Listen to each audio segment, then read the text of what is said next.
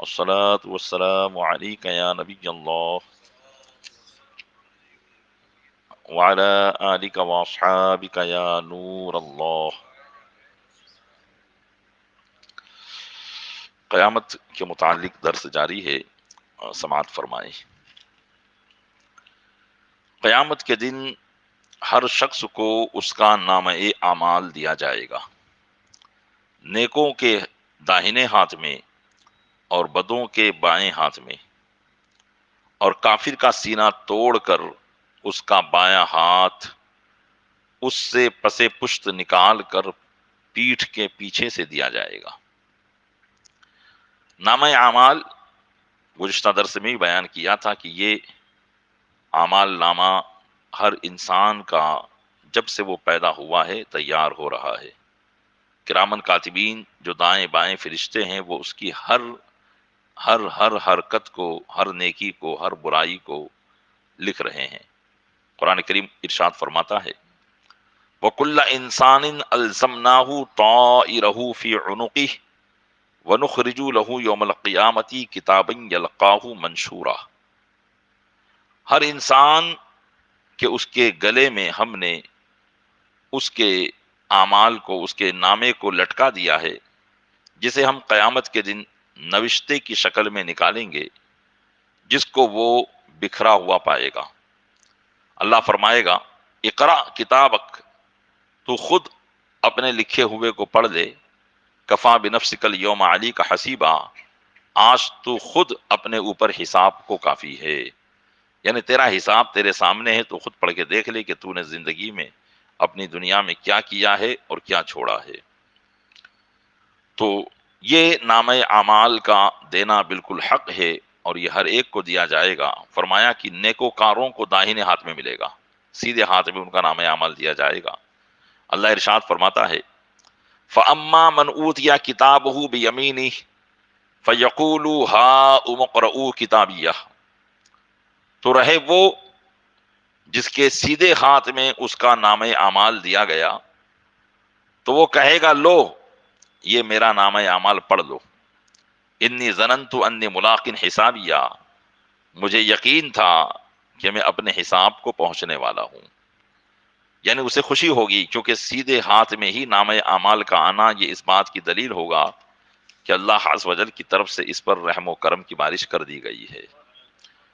تو سیدھے ہاتھ میں، کیونکہ اعمال نامے اڑ اڑ کر ہر ایک کے ہاتھ میں آ رہے ہوں گے، تو کسی کے سیدھے ہاتھ میں، کسی کے الٹے ہاتھ میں، تو جس کے ہاتھ میں سیدھے ہاتھ میں آ جائے گا تو وہ آتے ہی خوش ہوگا اور کہے گا کہ مجھے یقین تھا کہ میں اپنے نامہ اعمال کو پا لینے والا ہوں۔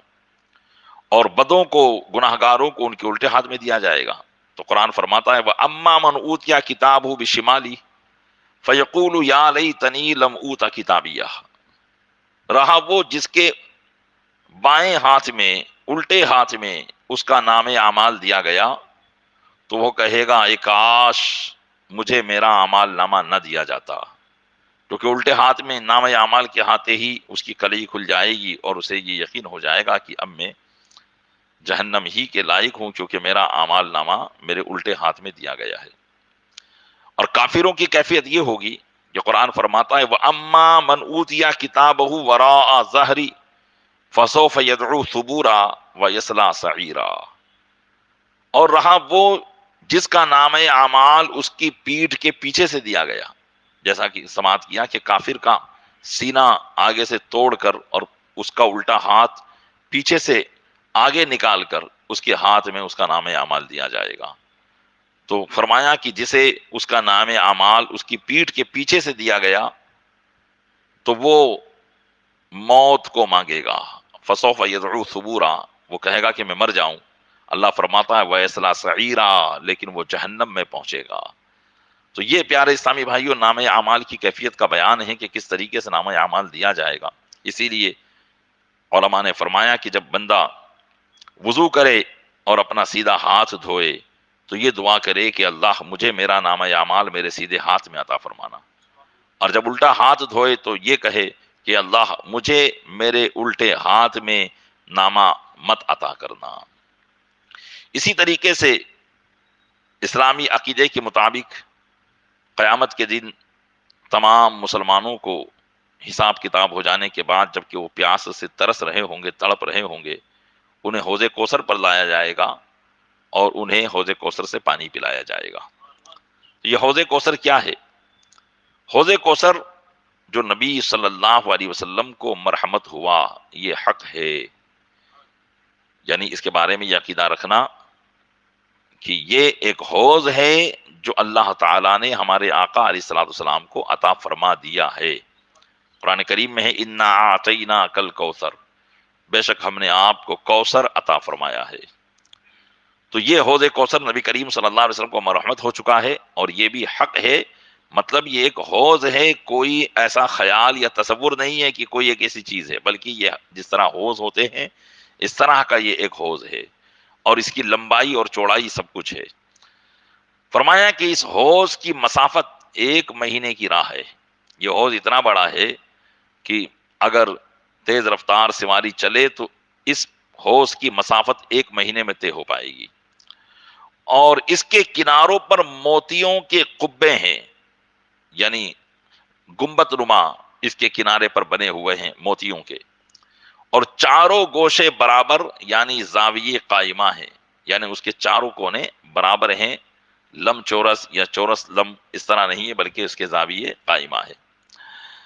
اس کی مٹی نہایت خوشبودار مشک کی ہے، اور اس کا پانی دودھ سے زیادہ سفید اور شہد سے زیادہ میٹھا اور مشک سے زیادہ پاکیزہ ہے، اور اس پر جو برتن ہیں جس سے پانی پلایا جائے گا یہ ستاروں سے بھی گنتی میں زیادہ ہیں، یعنی آسمان پر جتنے ستارے ہیں اس کی ہم تعداد کا اندازہ نہیں لگا سکتے۔ حدیث پاک میں آیا ہے کہ آسمان کے ستاروں سے بھی زیادہ اس کے لوٹے اور کٹورے ہوں گے، اتنے زیادہ ہوں گے۔ جو اس کا پانی ایک بار پیے گا کبھی پیاسا نہ ہوگا، اور اس حوض میں جنت سے 2 پرنالے ہر وقت گرتے ہیں، ایک سونے کا اور دوسرا چاندی کا۔ تو یہ حوض ہے اور یہ بھی حق ہے۔ اسی طرح میزان بھی حق ہے۔ میزان یعنی ترازو، جس کو قیامت کے دن رکھا جائے گا، کس کے لیے؟